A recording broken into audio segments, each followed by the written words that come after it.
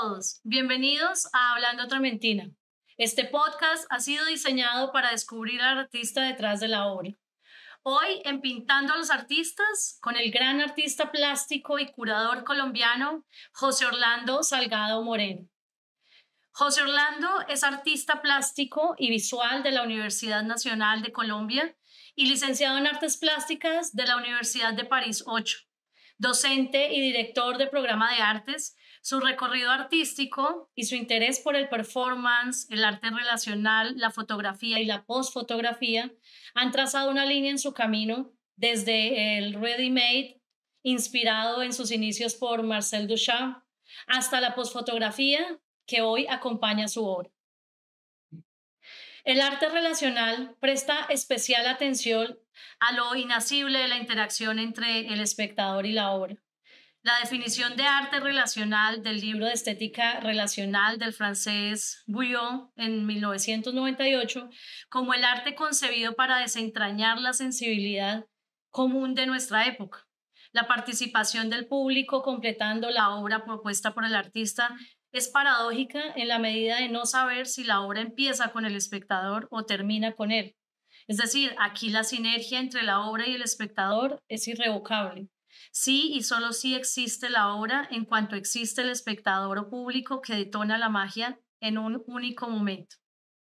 José Orlando, ¿cómo estás? Bienvenido a Hablando Trementina. Es un gusto y un honor para nosotros tener una persona con la trayectoria que tienes y con el punto de vista que tienes. ¿Cómo estás? Muchas gracias por estar aquí.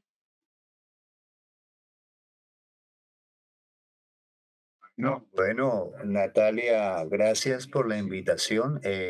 Los he seguido desde la primera emisión. Además, muchos de los artistas que han presentado los conozco, son colegas, son amigos.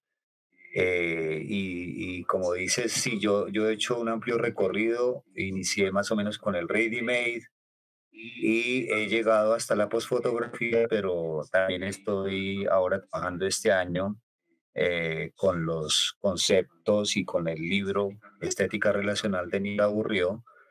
Estoy trabajando ese arte relacional que tiene que ver con la cotidianidad, cómo la cotidianidad y los hechos cotidianos entran dentro del arte plástico. Qué chévere, además porque es tocar otro, digamos que otro concepto que no hemos visto hasta ahora en Trementina y que es muy importante y muy relevante, además como muy desconocido en nuestro país. Entonces me parece súper importante tu participación en este programa y que de una u otra manera nos dejes entrar un poco en tu mundo, sobre todo en cómo tomas tú las decisiones, cómo ves el mundo que es básicamente lo que nos interesa en este programa. Y como siempre, pues lo que vamos a hacer es abrir este camino que vamos a trazar hoy con una de tus obras. Vamos a empezar con esta obra, una obra que efectivamente, como lo decíamos antes, es un ready-made, ¿sí? Que de una u otra forma, pues muy simplista, diciéndolo así, un ready-made sería ese objeto, ¿sí? Sacado de contexto, sacado de su función principal y llevado al arte. En este caso, una madera pintada en donde está incrustada una rueda y su eje, ¿sí? Por la disposición pues, de la imagen, asumo que esta obra está dispuesta en la pared como podría estar típicamente una pintura, ¿sí? Esta obra, alusiva al primer ready-made de Marcel Duchamp, ¿sí? El que es conocido como el padre del arte conceptual, que en el caso de él usó pues una rueda de bicicleta, es decir, una rueda mucho más grande de la que vemos aquí, sobre una silla como estas butacas que puede uno encontrar en un bar, ¿sí? En la barra de un bar. Una obra más cercana de pronto a la escultura que a la pintura, porque permanecía pues en el piso. Si nos vamos por la alusión a la obra de Duchamp, pues esta madera que vemos pintada en tu obra seguramente es una silla también, ¿sí? Pero en este caso es más como una banca de esas de parque donde se pueden sentar más de dos personas a la vez. Sin embargo, aquí la silla ha perdido parte de sus patas, ¿sí? Es decir, como que como objeto descontextualizado ha perdido incluso la función de sostenerse a sí misma, la silla. Haciendo la relación con la de Duchamp, ¿sí? Aquí el objeto ha perdido mucho más, tal vez, mucho más que en el ready-made de Duchamp. Ha perdido sus patas, su sentido, su forma, su función, su disposición en el ambiente. Es un ejercicio desde la plástica como de desnutrir aún más ese objeto en pro del concepto, ¿sí? Que pues si bien ya está desnaturalizado aquí, ¿cuál es tu reflexión frente al contenido de esta obra que nos propones?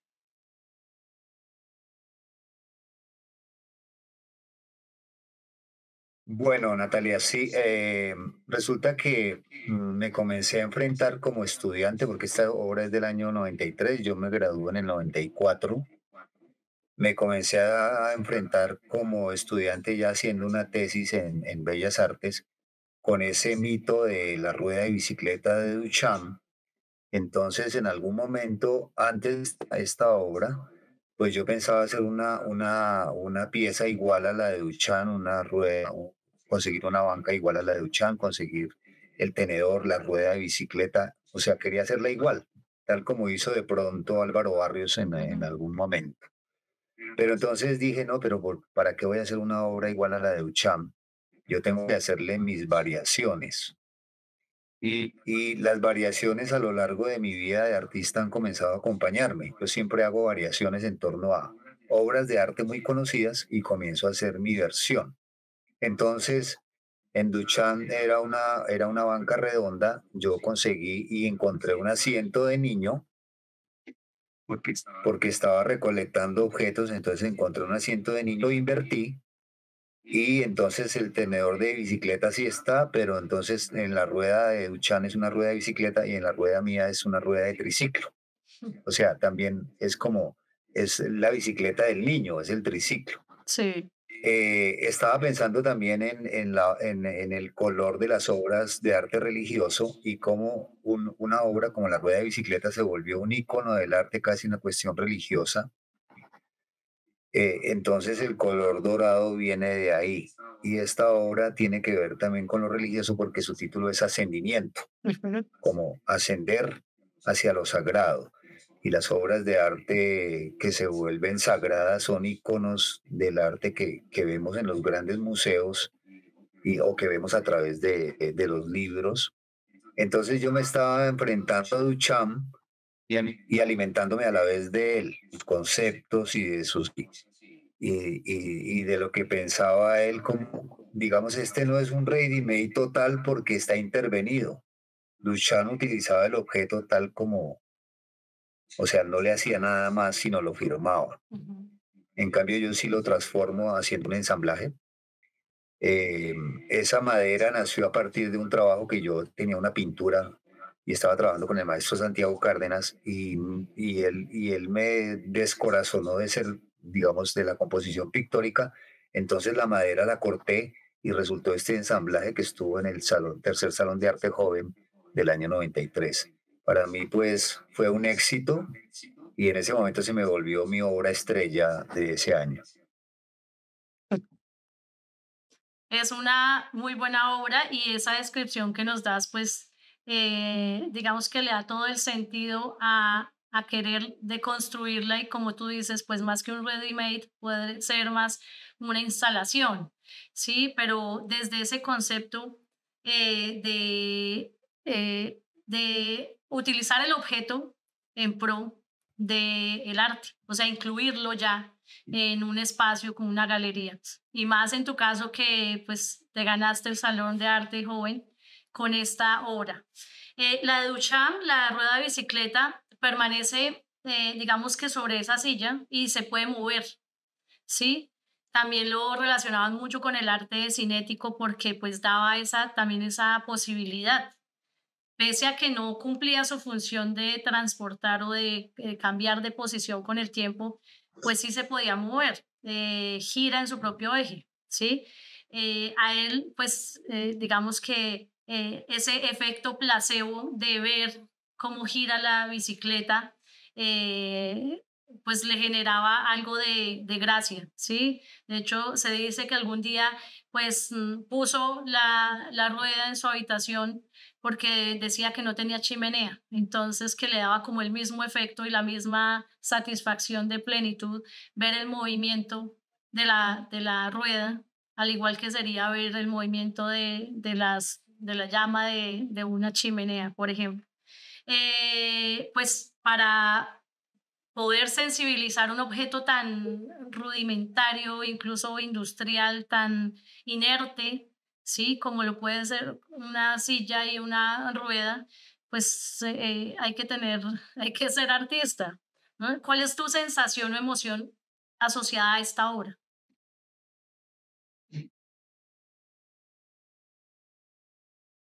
Digamos que es mi primera obra visible en el espacio del arte. Se me volvió un poco en esos 2 años, porque en el 94 pues también la tenía ahí con otros ensamblajes que no fueron tan visibles, fueron visibles en mi tesis, pero esta se me volvió mi obra fetiche de momento. Eh, pero ya cuando la maestra Clemencia Echeverry me dijo, esa obra ya la hemos visto, esa obra ya no la tengamos acá porque esa obra ya fue un proceso del pasado, fue exitosa, pero ahora vamos a ver otras. Entonces, casi que me tocó esconderla y pensar en otras obras porque digamos que los artistas no tenemos que quedarnos en una obra exitosa, sino tenemos que continuar con nuestra senda y buscando otras obras, porque esa es la inquietud del artista, es casi como que el motor de búsqueda que nos activa, de ir en busca de, muchas veces no sabemos qué, muchas veces pensamos que es la obra perfecta que tenemos en nuestra mente, seguimos marchando, lo importante es seguir marchando y seguir buscándose con las obras que uno vaya haciendo. Sí, eso que dices de buscarse, una cosa es buscarse, otra es encontrarse, ¿sí? Cuando de pronto tú asumes este reto de hacer casi que esa alegoría a la obra de Duchamp, ¿sí? Pero finalmente ponerle tu estilo, porque dices, no, pues yo iba a hacer una muy parecida a la que él tenía, pero pues decidí hacerla diferente. Además, cogí un objeto que tiene un simbolismo muy importante, y es el tema de la niñez, ¿sí? De ese carrito que transporta esos primeros años de vida. ¿Hay algún tema especial con eso de encontrar por ahí tu estilo o tus intereses hacia el arte relacional, hacia todo esto que se vuelve más performático, ¿sí? Que quedarte de pronto con la pintura o con el dibujo? ¿Hay algún interés muy personal en eso o una reflexión acerca de tu propia vida frente a tus decisiones con respecto a cómo asumes el arte? Bueno, yo entré con la idea y quería ser pintor y tenía ese ideal. Y yo miraba a los pintores y con Carlos Aguirre en los años 90 íbamos y mirábamos a Luis Caballero y yo miraba a Rembrandt y miraba a los pintores y estuve transitando por los talleres de pintura, pero yo no tenía la paciencia que debe tener un Ujú. pintor, de saber que su trabajo es por procesos lentos, y yo quería lo inmediato. Entonces, al tener esta obra que me estaba sacando ya de la pintura, porque yo ya me había salido del lienzo con estos ensamblajes, comencé a pensar que la fórmula eran los ensamblajes. En el año siguiente tuve una instalación con ensamblaje en la Alzate de Avendaño y comencé a martillar como loco, creyendo que el ensamblaje era la fórmula del éxito, porque esta había sido exitosa. Pero la maestra Clemencia Echeverry me dijo, usted tiene que dejar de martillar y tiene que pensar más. O sea, reflexionar en lo que está haciendo. Porque no puede ponerse como loco ahí a martillar creyendo que encontró la fórmula, aparte no hay fórmulas. Y entonces me paró un poco esa velocidad que llevaba de hacer ensamblajes y en algún momento el maestro Miguel Ángel Rojas entró a nuestros talleres y yo a uno de esos ensamblajes no le había hecho el menor gesto, casi que era un ready-made puro. Y entonces él me dijo así, y delante de los otros compañeros dijo, ese elemento, esa obra ya está lista, ahora trabájela mentalmente. Y eso me dio a ponerme a pensar, bueno, yo tengo que comenzar a reflexionar en lo que hago como obra de arte. Entonces mi trabajo se volvió más lento, ya no eran tantas obras, pero eran obras que tenían una reflexión profunda, ¿sí? Y yo creo que me volví un poco más teórico del pensar en la obra que el hacer mismo. Y en el año 95 definitivamente abandoné, digamos, el lienzo, hice unos dibujos en papel entelado, estuvieron en el 98 en algunos dibujantes, pero yo ya estaba en otras búsquedas distintas. Abandonar, bueno, cuando uno entra a plásticas, las artes plásticas, abandonar la plástica, sí, pues no debe ser una decisión fácil. Además, en esa búsqueda de lo que tú dices del concepto y de la reflexión en torno a no solo a la obra, sino al arte en general, a lo que puede ser para la vida de uno, incluso como uno es.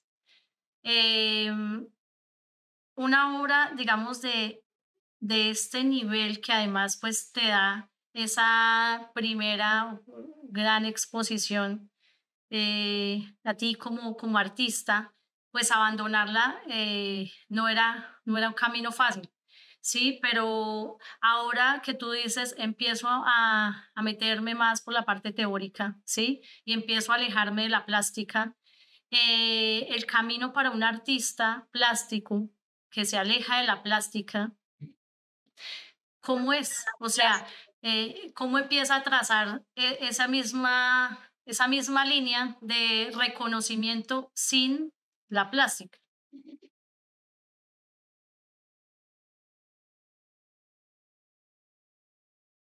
Em, Se vuelve un camino más lento, más reflexivo. Me ponía a pensar como un filósofo, pero alguna vez Anthony Tapies, que era uno de mis maestros en esos momentos también como guía, yo miraba mucho a Anthony Tapies, a Marcel Duchamp, pero no a Anthony Tapies. Anthony Tapies, en algún momento yo leí que él decía que él era un filósofo con las manos, pero Anthony Tapies es del hacer, ¿sí me entiendes? Pero nosotros no somos filósofos, o yo no me formé como filósofo del arte como teórico solamente. Yo tenía que producir obras porque, digamos que me alejé de la plástica tradicional, de la pintura, de la plástica tradicional, de lo que aprendí en la universidad. Me fui alejando poco a poco. Pero hubo una cosa fundamental, después de graduarme en el 94, me hice en el Museo de Arte Moderno de Bogotá con la maestra Omaira Abadía, y ahí eh, encontré la fotografía que había podido desarrollar en la universidad. En la universidad había visto grabado, había visto pintura, ensamblajes, pero no había podido ver la fotografía, y la fotografía análoga la aprendí con Omaira Abadía en un curso corto. Entonces ya también comencé a pensar que la fotografía me servía para crear mis imágenes dentro del espacio del arte, ¿sí? Entonces ya digamos que la imagen ya la trabajaba de otra manera, con la fotografía. ¿Sabes que hay algo constante en tu obra? Ahora que empezamos a hablar, pues se me hace como un poco más evidente, y es el tema de la relación que tienes con los objetos y con las personas. Sí, vamos a pasar a otra obra que precisamente es algo más, digámoslo así, como algo más performático, ¿sí? Esta obra se llama Usted está aquí. Es una obra o sea, la obra no es en sí misma la fotografía que estamos mostrando, las 2 fotografías que estamos mostrando. Sin embargo, es el registro de lo que fue la obra. Un hombre llamado José Orlando Salgado es quien está vestido de lo que parece ser un astronauta, ¿sí? Abanderado y con la intención de dejar un mensaje grabado con aerosol que dice: "Usted está aquí". A mí me encanta la idea de una astronauta cual GPS diciéndole a uno la ubicación exacta en el espacio, ¿sí? Donde está, pero además haciéndolo a uno consciente del hecho de su presencia en ese lugar, ¿sí? A eso íbamos con el tema del arte relacional. Eh, el caso, pues digamos ahorita más reciente de eso puede ser Mark Zuckerberg, siendo una persona que de pronto nunca tuvo muchos amigos, creó la red social pues más importante de este siglo.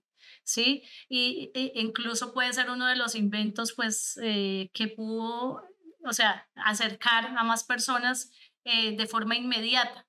Tú en esa inmediatez que me cuentas con la obra anterior, que te hizo reflexionar acerca de seguir o no con la plástica, ¿has hecho esa reflexión en torno a por qué ahora querer siempre vincular a las personas de una u otra manera y salir, en este caso, literalmente a las calles? Aquí es en Monserrate que te vas hasta allá, en donde la obra, pues lo que decíamos al principio, no existe obra si no están todas esas personas al lado, pero de una u otra manera tienes ese vestido y ese traje que podría ser también esa barrera relacional, ¿sí? ¿Cómo llegas a esta obra? Bueno, bueno, en esos años el maestro Gustavo Salamea estaba, eh, estaba, nos estaba hablando de que el arte lo debíamos sacar de los museos, de las galerías, de los espacios del arte, incluso de la misma Universidad Nacional.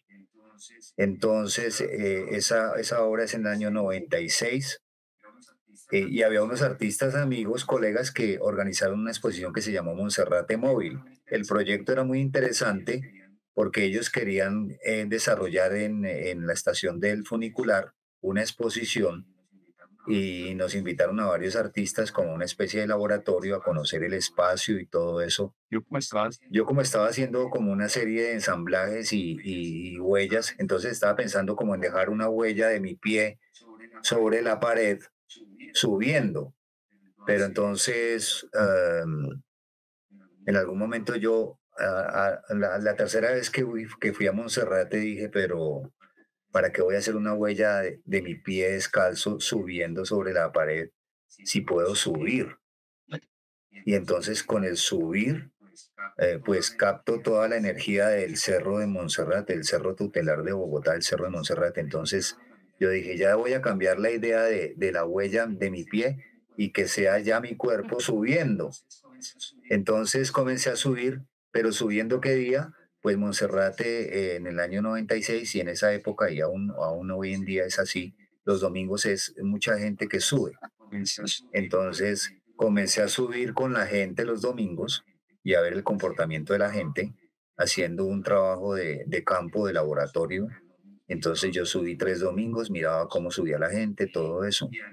Y al tercer domingo ya comencé a decir, bueno, mi obra tiene que ver con una acción performática de subir.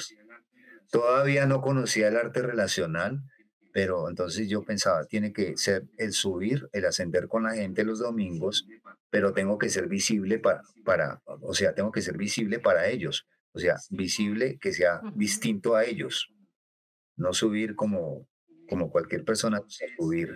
Entonces yo dije, es un cerro que está cargado de una energía religiosa, entonces no iba a subir haciendo una penitencia porque podría pasar por un penitente más. Entonces dije, voy a buscar un personaje intermedio entre la tierra y el espacio. Y sentado tomándome un tinto con un colega, Martín Alonso Roa, que me ayudó mucho y otros colegas me ayudaron a esta, a este performance.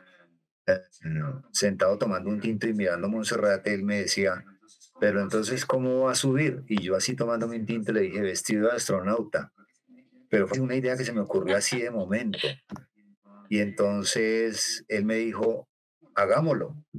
Y comenzamos a hacer el traje y la bandera, porque un astronauta sin bandera, pues no es astronauta.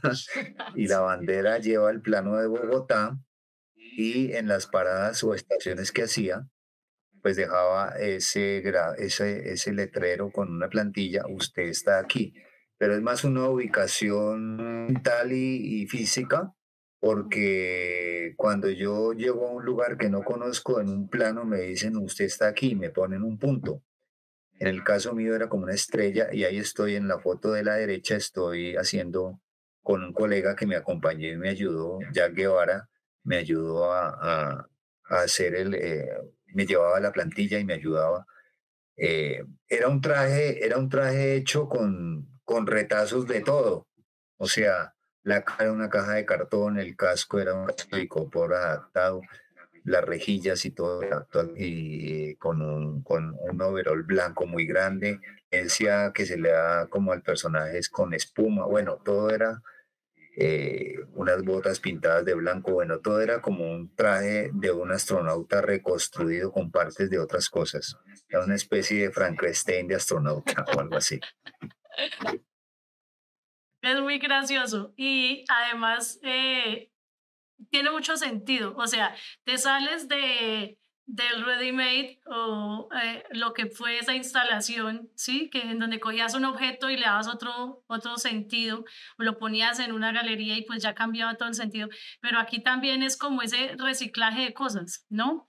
Ya en función de otra cosa. Sí, ya no en función de dejarlo, digamos, en un lugar para perpetuarse ahí, sino para usarlo, ¿sí? Es decir, como esa segunda piel. Pero de una u otra manera también es eso de aislarte, o sea, tú dices, yo no podía pasar desapercibido subiendo, porque entonces, qué gracia. ¿Cómo le hago saber a los demás que yo los estoy viendo, a ellos, sí? O que mi ejercicio de subir es porque quiero que sepan que yo los estoy acompañando y que estoy dándome cuenta de lo que están haciendo. Pero por otro lado, pues los que te estaban viendo, que seríamos todos los que te estamos viendo, pues uno dice, no, pues es un tipo que se puso un casco para que yo no lo pueda ver, pero lo estoy viendo, ¿sí? Es decir, no sé quién está adentro. Eh, Quisiera saber cómo eres tú con eso de si hiciéramos una introspección ya hacia el artista, pero además hacia esa persona que está debajo de ese astronauta, ¿cómo le va con las relaciones sociales, por ejemplo?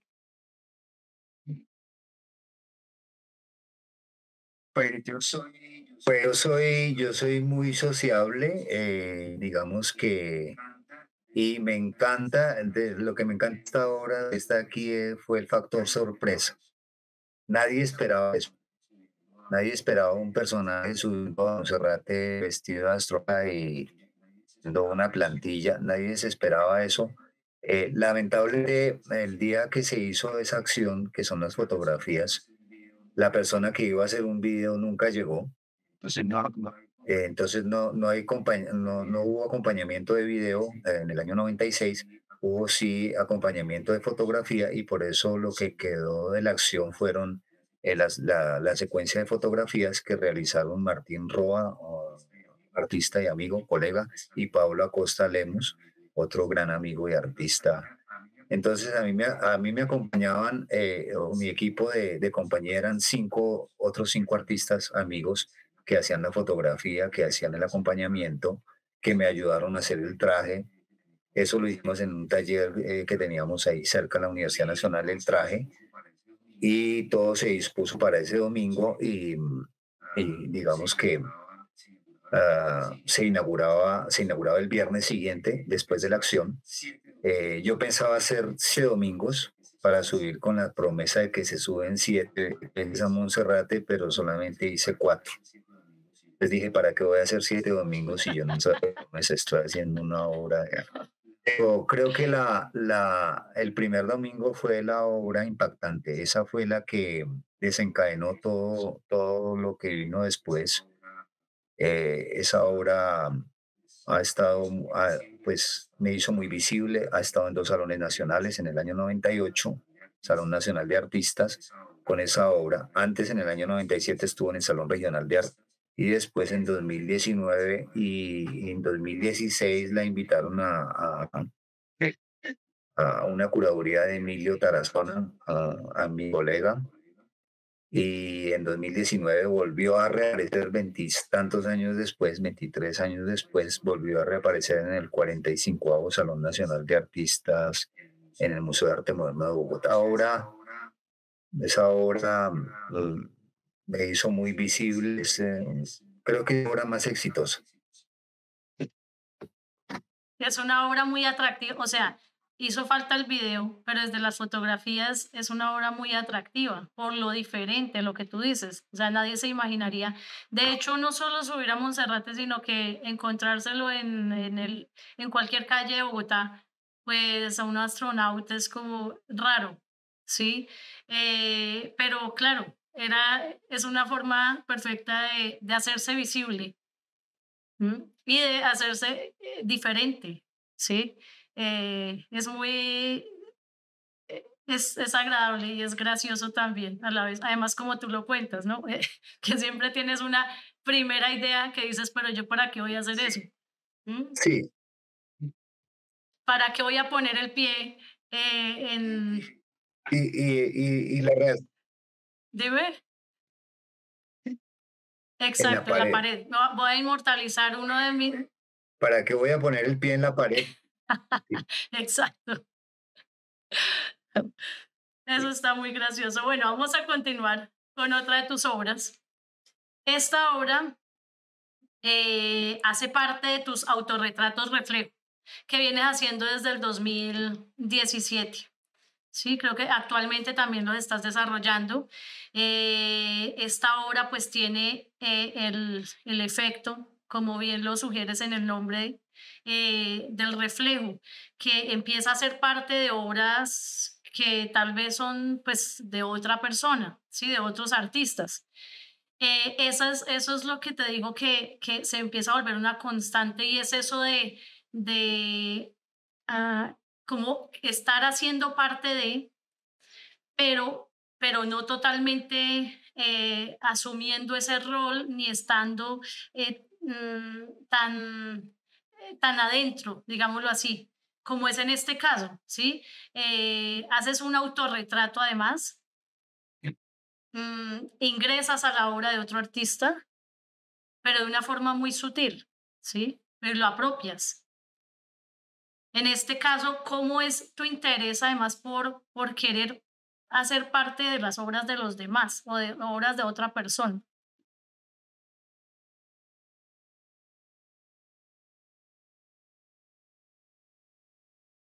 A mí me encanta un concepto y lo manejo mucho. Me encanta ser un intruso en el arte. Un intruso es alguien que irrumpe, que está ahí, que se inserta. En el caso de Monserrate, me inserté en la cotidianidad de Monserrate como un astronauta y en los reflejos de las obras de otros artistas, pues soy un intruso que me apropio de su imagen, pero por el reflejo mismo. Ujú. Y como yo entro ahí como sombra o como, sí, como silueta, entonces casi que me apropio de la imagen del artista a mi manera, con el reflejo, insertándome ahí y creando una nueva imagen, haciendo una nueva versión de esa obra, de esa imagen. Entonces tomo algunos artistas que son los grandes maestros, Alejandro Obregón, mejor dicho, donde yo encuentre un vidrio que está cubriendo una obra, ahí encuentro el reflejo y ahí trato de buscarme. Y tomo la fotografía con el celular y después las voy trabajando. Entra dentro del terreno de la posfotografía, de la cual hablan desde hace unos años. Uno de los que más habla de esto es Joan Foncuberta con la posfotografía. Ujú. Pero también del apropiacionismo. Lo que me decías del apropiacionismo es, o sea, me encanta ser un apropiador y digamos que buscar obras de las cuales apropiarme. Entonces, a veces, a veces las obras de peligro yo llego, es decir, peligran porque me puedo apropiar de ellas. Sí, siempre está como ese tono, satírico además y como el burletero del arte, pero de una forma además, porque, lo apropias, lo asumes y empiezas a decir: "Pues esta es mi nueva obra", ¿sí? Es que, sí tiene un tono sarcástico. Eh, yo quisiera saber si eso es un rasgo de tu personalidad. O sea, uno puede tener unas intenciones en el arte, pero eso está muy relacionado con tu personalidad. De pronto siempre has sido una persona así como de pronto intrusa.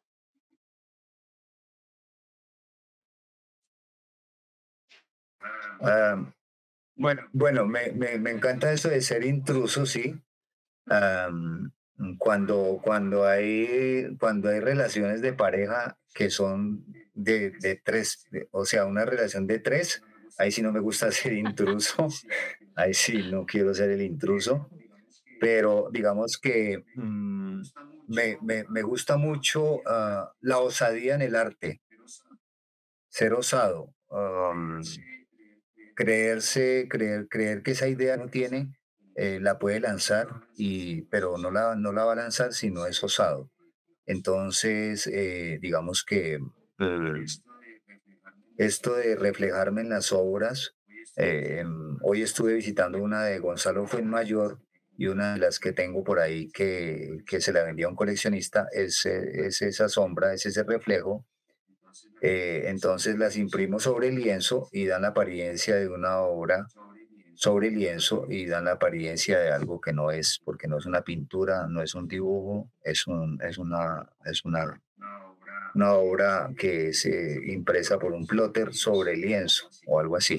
Entonces, el jugar con la apariencia de algo que no se es funciona para mi caso porque las personas a veces pueden pensar, pero qué gran acuarelista que es Orlando, qué gran pintor que es Orlando, y no es una pintura, no es una acuarela, es una postfotografía impresa sobre lienzo. Entonces, pues ese carácter de ser intruso es como el que está ahí en medio de otros artistas que pintan, pero que no es pintor, que dibujan, pero que no es dibujante. Bueno, sí, esos conceptos me fascinan y creo que sí soy un intruso del arte y de la vida misma. Qué día que de hecho hablábamos con Carlos Aguirre y Felipe López también de la Nacional, que pues obviamente tienen un gran rigor académico y pues desde la técnica, por los niveles de exigencia y demás, cómo se desliga uno de eso en ese ámbito, pues con esa presión tan grande, lo que tú dices, de no tener la intención necesaria de que todo sea dibujo, pintura o esas técnicas formales en el arte.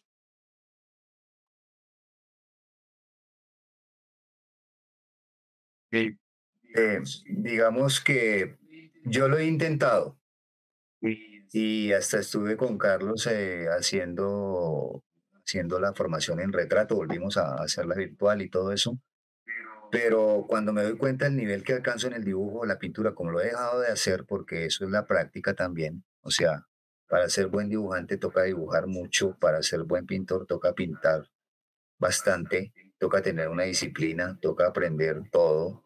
Entonces, cuando me doy cuenta de que no alcanzo el nivel que quisiera, entonces vuelvo a hacer con el celular lo que hago y me doy cuenta que con el celular logro cosas mejores que con esas técnicas tradicionales.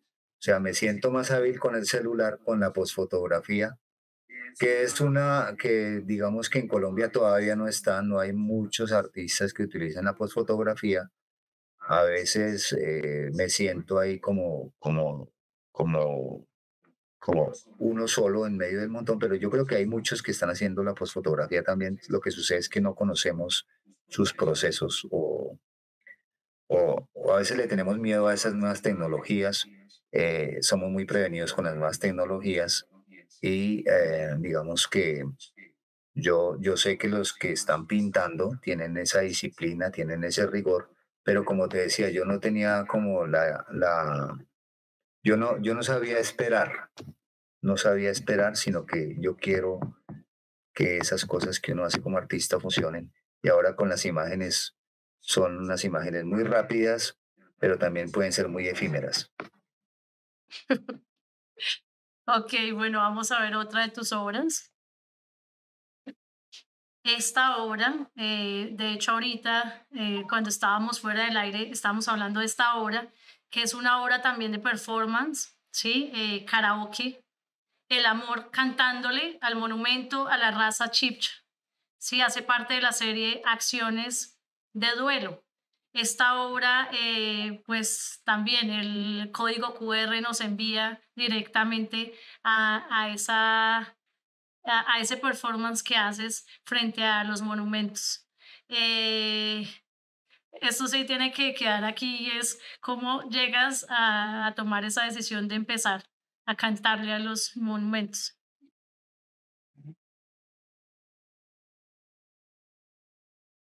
Bueno, vemos que al artista lo afecta todo, eh, toda la vida de cualquier persona, pues lo afecta también. En el caso de, recordemos, y yo recuerdo que Vincent Van Gogh, que es uno de los pintores que yo más he mirado, se enamoró de una prima suya y ella lo rechazó y él siguió pintando. Después se enamoró de otra mujer y lo rechazó también y siguió pintando. Entonces, casi que ese rechazo de las mujeres, si lo hubieran nacido de pronto Vincent Van Gogh se hubiera casado y no hubiera sido el pintor que fue. Entonces, el amor también nos afecta y en el caso de acciones de duelo, pues fue a partir de una ruptura amorosa. Entonces, como yo en la pandemia, yo en Nacional, aparte de estudiar arte, pues me integré al coro de ciencias humanas como unos 5 años. Entonces estuve en conciertos corales, estuve haciendo la disciplina de coral y todo eso, pero el canto había quedado en el pasado, no lo había vuelto a hacer. Lo cantaba como cantaba por afición y esto, pero durante la pandemia apenas nos pudimos salir. Fui y me compré mi equipo que está por allá atrás, un equipo de los que usan los karaoke en el transporte de Transmilenio, en el transporte, sobre todo en Transmilenio los he visto. Entonces, encerrado en la pandemia me puse a cantar y creé mi canal de YouTube de baladas, de cosas de estos baladistas de los años 80, lo que llaman la música de plancha. Entiendo. Entonces comencé a seleccionar mis artistas que tienen más o menos la misma, digamos, la misma tonalidad de voz. Yo soy voz barítono, bajo barítono.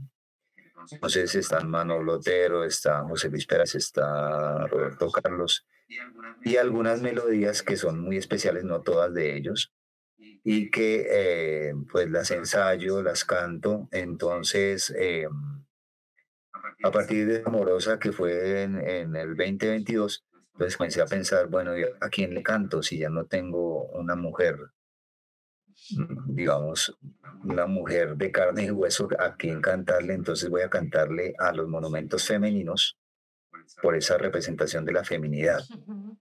Am, y las acciones de duelo, pues pueden ser acciones de reconciliación o acciones de ruptura y todo eso que conlleva, am, eso que conlleva a la relación de pareja misma. Entonces, otra idea loca que comencé, entonces dije, voy a ir a cantarle a la Rebeca en Bogotá, pero a partir de una invitación que me hizo un colega, amigo Oscar Salamanca en Pereira, pues en enero fui y le canté a la Rebeca de Pereira Después ya vine y le canté con los pintores, otros pintores que estaban y que tienen una dinámica de pintar en lo urbano. Entonces le cantamos a La Pola, frente a la Universidad de los Andes, a La Pola. Le canté unas canciones también. Y en este caso del código QR, para una exposición del proyecto de Ponte la Camiseta, que fue en abril en el municipio de Chía, pues yo dije, ¿a qué mujer le canto en Chía? Pues a la diosa del monumento a la raza, la diosa Chía, que representa la feminidad. Entonces yo busco, desde a finales de junio le canté a la Rebeca de nuevo, y yo busco los monumentos femeninos en las distintas ciudades, y creo que voy a ir a cantarle, como está tan de moda, voy a ir a cantarle a la gorda de Botero de Bucaramanga, creo. Estoy mirando a ver. Ah, eso está muy chévere. Además que, bueno, seguramente nos va a ver esa persona que ya no está contigo y estará extrañando cómo, pues, esos cantos. Ya no le cantas a ella y ya has encontrado a quien cantarle, ¿sí? Y eso, pues, además con todos los significados que tienen por ser una pieza tan simbólica, ¿no? No le estás cantando a una piedra necesariamente, sino a un monumento. Entonces, obviamente eso tiene muchos otros significados, desde el hacer, ¿sí? En este caso, tú te paras ahí y empiezas a cantar. Esto generalmente, pues en plaza pública, donde están los monumentos, en estos espacios, pues permanecen niños, señoras, señores y demás, palomas, perros. ¿Cómo es esa interacción? ¿Te desdoblas? ¿No ves a los demás? Quisiera saber en eso del performance, ¿cómo asumes tu entorno?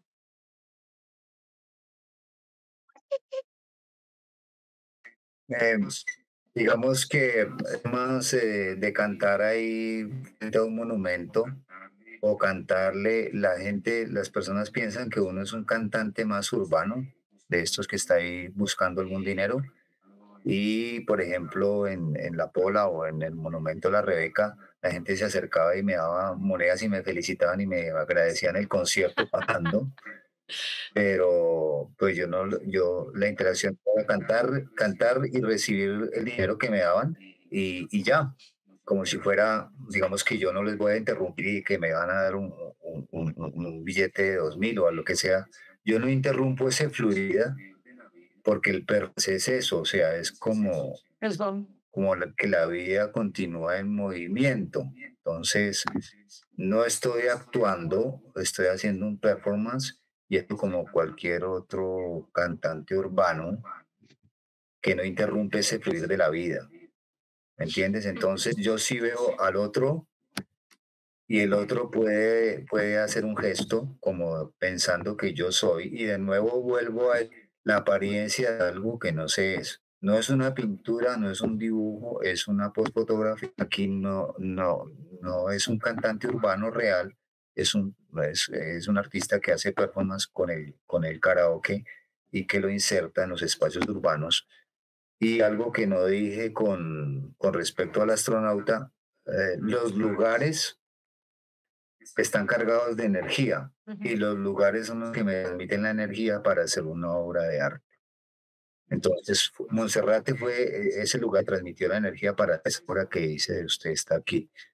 La Rebeca es la que me transmite esa energía, el monumento a la Rebeca, que está olvidado y está abandonado en Bogotá, es la que me transmite esa energía para hacer esa obra de arte, que pueden ser acciones que son cotidianas o intrascendentes. Mi gran colega y amigo Ricardo Arcos Palma, teórico del arte y crítico del arte, las llama acciones intrascendentes. Entonces, pueden pasar en un momento ahí, puede alguien hacer una acción, pues pasa desapercibida, pero si se inserta dentro de los espacios del arte, no pasa desapercibida, sino que queda para la posteridad. Entonces, de las acciones de duelo, pues nació este año y ahí va continuando. Y cuando vaya a Bucaramanga le cantaré a la de Botero, pero me toca buscar una canción que sea acorde para esa escultura de Botero. Tú dices que la Rebeca ha sido 2 veces a cantarle, por qué has ido 2 veces a cantarle a la Rebeca?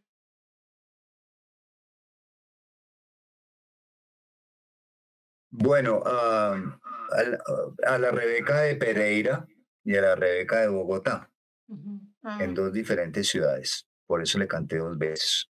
Okey. Pereira, esta ciudad es un parque muy agradable. En Pereira la tienen muy bien cuidada y en Bogotá sí la tienen abandonada. Entonces, una de, una de las canciones a la Rebeca de Bogotá tiene que ver con las letras de las canciones son importantes porque el título de la canción es Hoy me acordé de ti. Hoy me acordé de ti, Rebeca, y vine a cantarte, ¿cierto? Para hacerla visible, pero es la representación de la feminidad. Entonces las canciones tienen ese carácter también poético, pero que tiene mucho que decir. Otra de las canciones que canto es la de Nicola Divari, dice, han crecido violetas aquí, mas no tienen color para mí. O sea, estoy ya las flores, ya no hay nada de color, la vida no tiene color porque me has dejado. Entonces está ese duelo, está eso que llamamos la tusa, el duelo, todo eso, eh, que a todos nos afecta. Algunos los afecta más que a otros, depende del tiempo del duelo y todo eso. Sabes que eres una persona muy divertida y pues eso también se refleja en tus obras. Todo lo que vienes haciendo, pues yo creo que con el paso de los años uno a veces se va volviendo es como más trascendente que intrascendente, como lo dices que lo define tu amigo, ese arte intrascendente, que de pronto no tiene mayor relevancia, pero que en el momento en el que lo conectas con una galería, en una pieza, una obra de arte, pues ya empieza a cobrar relevancia. Eh, para ti la vida, pues nosotros hemos hecho como una línea de tiempo también de lo que has venido haciendo desde que eras estudiante de la Nacional. Y empezaste con una obra mucho más densa, mucho más rígida, mucho más eh, tratando de encontrarle el concepto, pero desde muchos, digamos que con muchas variables. Te has ido alejando de eso y por lo contrario te ves más ligero ahora, ¿sí? Como al revés de lo que nos pasa, nos puede pasar a muchos, ¿sí? Que uno se vuelva un poco más trascendente y un poco más pesado con los años o con mucha más carga de cosas, con más maleta. ¿Tú te sientes así de ligero como se ve tu obra?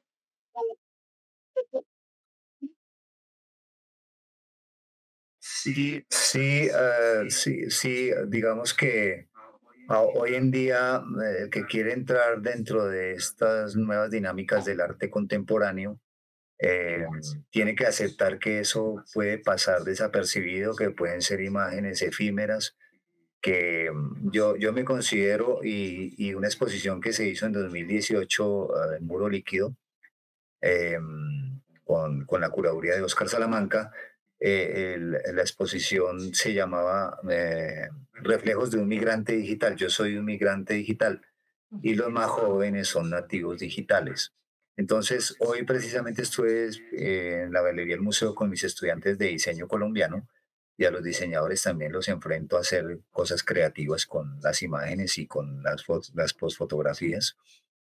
Y entonces estuvimos haciendo las acciones reflejo y ellos que reflexionaran, porque es que no es solamente tomar la foto con el celular, ya casi que es un acto reflejo, Ujú. sacar el celular y tomarse una selfie. Ese es un acto reflejo, ya se volvió un acto reflejo. Y cuando yo me reflejo en una obra de arte y hago el acto reflejo de tomarme esa foto, entonces estoy haciendo una doble acción de reflejo. ¿Me entiendes? Todo ese juego de coincidencias me encanta que esa complejidad entre dentro del arte, pero no volverlo tan complejo que se vuelva mental, que se vuelva un arte tan conceptual y frío, sino que digamos que lo podamos entender y cualquiera lo puede hacer. Cualquiera puede hacer, descargar esos filtros, cualquiera hacer reflexión en torno a la imagen, Lo que sucede es que, la estudiamos más y que seguimos caminando en la imagen o en la obra de arte o en esto que llamamos espacios del arte. Hoy en día el arte relacional implica que una acción como el cocinar, cocinar muy bien, puede entrar dentro del arte, Ujú. ¿sí? O como hacía Antonio Caro de que una firma, la firma de Manuel Quintín Lame, entraba dentro del arte. Entonces, en alguna ocasión, y Antonio Caro, que fue mi amigo y conocido, el maestro, decían, lo entrevistaban en una de estas revistas, y él decía, a mí me llueve una idea por año, pero esa idea es buena.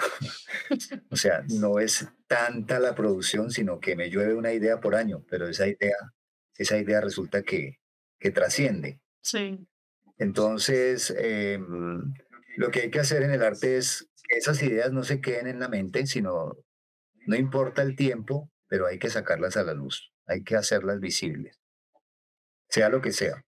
Entonces, esta última obra de las acciones de duelo sí entra dentro del arte relacional, porque a veces, y me pasó en La Pola, un muchacho que estaba ahí sentado escuchándome cantar, me dijo, me facilita el trípode y el equipo de karaoke, y él cantó 3 canciones, entonces ya ahí entra el público, entra y hace karaoke.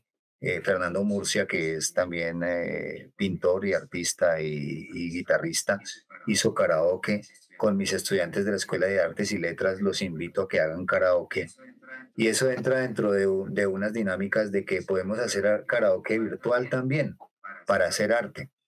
Y entonces, bueno, se busca que el karaoke, que es una cosa de la cotidianidad por divertirse, entre dentro de los terrenos del arte. No sabemos si se puede insertar o no, pero ahí se está haciendo la prueba y los propósitos son esos. hasta dónde el tema, por ejemplo, de la factura, porque seguimos siendo, pues seguimos desde las artes plásticas, el tema de la factura, de la forma como se presentan estas obras, la forma como interactúan las personas, tiene que ver con que se pueda catalogar dentro el ámbito artístico, ¿sí? Digamos que viéndolo desde la estética de la obra. Hasta qué punto eso puede también ser algo que se construye como uno quiera o permanece siempre.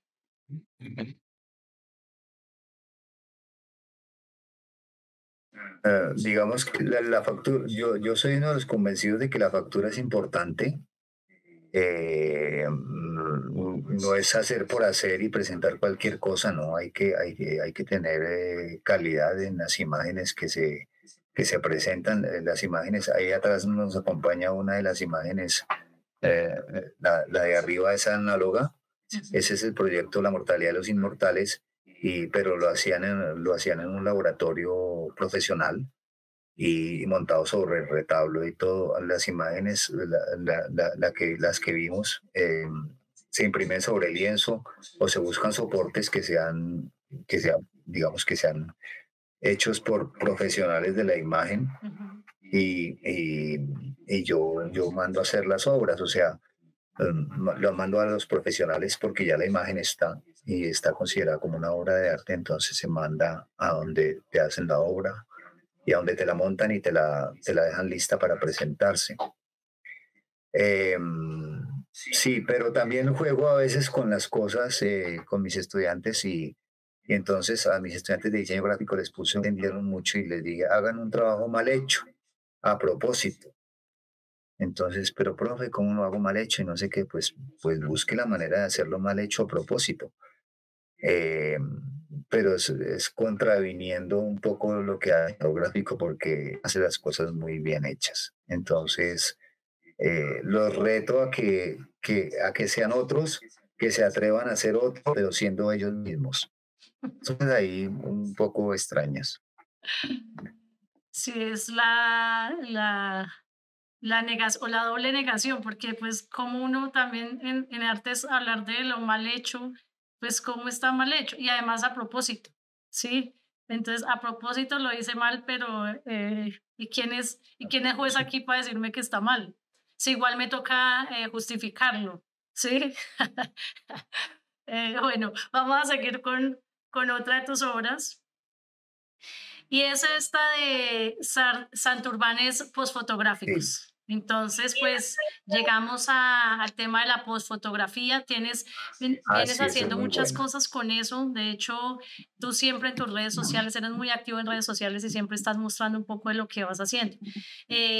Obviamente, el tema de la posfotografía, que no es en sí mismo el sentido de la fotografía como el medio o como el fin, sino más bien como un recurso usado para hablar de lo que uno quiera hablar, ¿sí? Independientemente de, digamos, de los cánones y de las virtudes que pueda tener esta técnica. Eh, Tú vienes haciendo esto hace un tiempo, de hecho con el tema del proyecto también de Ponte la camiseta, también es un tema con la postfotografía. Llegas también a la fotografía, dices, me gusta la fotografía, hice un curso de fotografía en el Mambo y te haces por o sea, siempre es como por el lado, digamos que el antagónico de, ¿sí? Entonces sería la posfotografía. Y eso siempre estás en esa danza como entre el chistear, ¿sí? Pero haciéndolo de una forma, pues, muy consciente. ¿Cómo llegas a todas estas imágenes a que sean, digamos que agradables para ti, que a ti te guste ver esto? Si bien dices, no seguí pintando, no seguí dibujando, pero en la fotografía, ¿cómo empiezas a ver estos valores importantes desde la estética?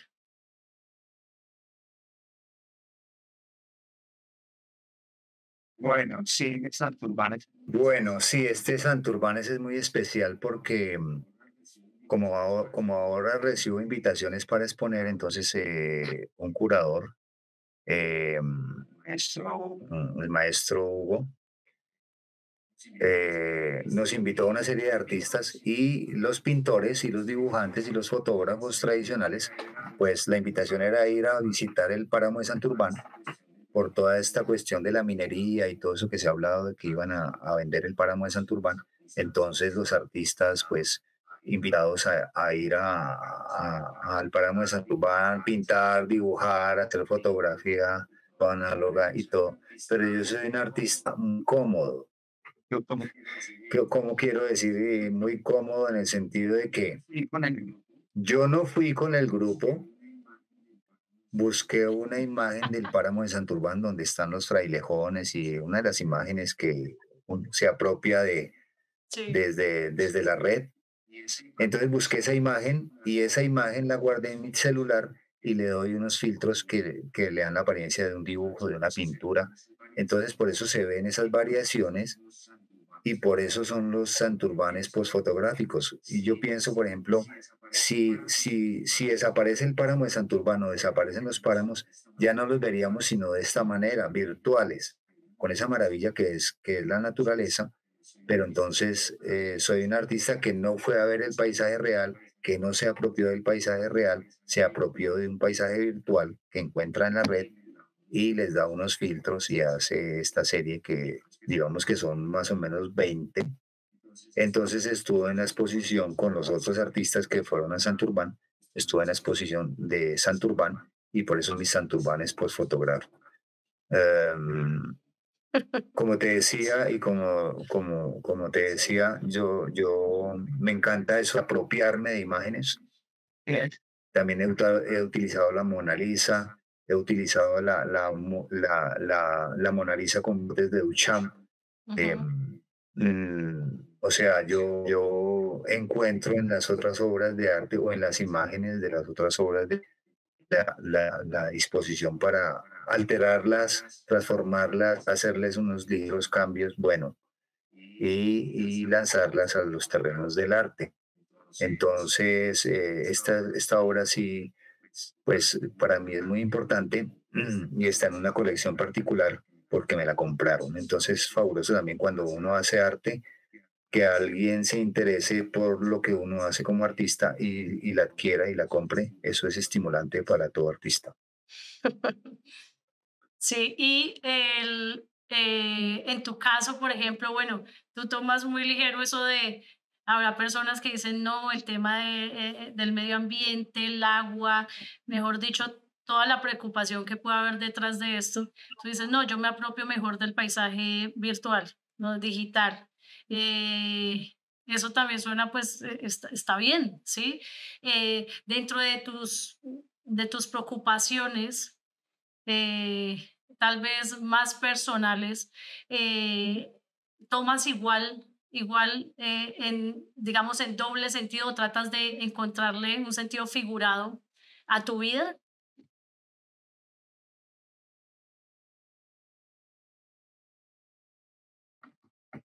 Eh, pues sí, sí, digamos que eso que yo imaginaba que iba a ser a los estudiantes de la Universidad Nacional, yo me imaginaba que iba a llegar a algunos, pues tenía los sueños de los terrenos del arte, los espacios del arte.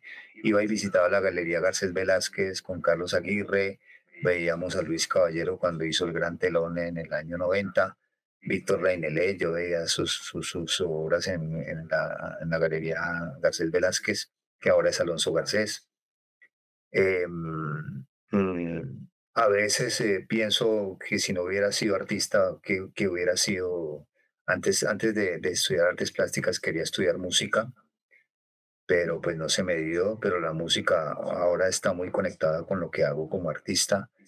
Em, pero a veces me veo como alguien que es ajeno al arte, entonces yo observo, trato de ponerme del otro lado. En el año 2005, cuando inauguré en la Virgilio Barco, que es muy cerca donde vivo, las fotografías de la mortalidad de los inmortales, pues era, en ese momento era pues, la Embajada de Francia, la Alianza Francesa, yo era el artista que iba a inaugurar, pero quise irme como alguien más. Entonces mi hermana me decía, lo llevo en el carro, que no sé qué, y le dije, no quiero ir caminando a mi exposición. Entré a la exposición como si fuera alguien ajeno, decisión mía. Fui a hablar con una persona que estaba, pues, estaba maravillada por esas imágenes fotográficas y yo traté de ser otro, como si no fuera el artista que había hecho eso. Traté de entrar como otro, Ujú. como un otro, como alguien ajeno a eso que yo mismo hago. Esa experiencia me encanta. Eh, Me encanta que lo cotidiano entre dentro de terrenos del arte. En el año 2009, una exposición que me invitó María Elvira Ardila en el Museo de Arte Moderno de Bogotá. Entonces me subía a los transporte urbano y tomaba una foto desde el fondo con una cámara de celular, una cámara digital pequeña, una Sony, y tomaba esa imagen y digamos que esas imágenes que eran de lo cotidiano, pues alguien decía, pero estos artistas, ¿qué es lo que hacen? Ponen una imagen ahí de un bus. Y entonces yo era encantado porque es eso cotidiano que entra en los terrenos del arte. Y yo no decía nada, sino que simplemente decía, pues lo logré. Logré que esas imágenes se inserten dentro del terreno del arte, o logré que una acción dado que se inserte en terrenos del arte, o logré que, para mí es ese gesto que hace el artista, pero no es el gesto, digamos que no es del pincel, es del lápiz, sino es el gesto que haga para hacer que algo se vuelva arte. Me parece muy importante que tú seas docente y que hayas encontrado ese camino paralelo a tu obra por tu personalidad y por tu punto de vista. Como te decía al principio, lo del punto de vista en la vida es importantísimo. Además, porque sobre todo en este programa, que nosotros lo que buscamos es descubrir a los artistas para tener más referentes para todas esas personas que no saben cómo ingresar en el mundo del arte, ¿sí? O ya estando, pues tampoco saben qué camino coger. Es importante que desde la docencia, en tu caso, pues haya ese tipo de personas que puedan ver el arte de otra manera, ¿sí? Eh, si bien personas muy rigurosas y estudiosas del arte, pues que se pueden alejar de esas formas o esos preceptos que de pronto todos tenemos. Como tú dices, pues si no sabe dibujar bien o no sabe pintar bien, o bueno, finalmente por decisión propia, en tu caso, haciéndolo o no, pues no quiero hacer esto, pero soy artista, ¿sí? Eh, Tú eres artista, es decir, ¿cómo definirías tu arte?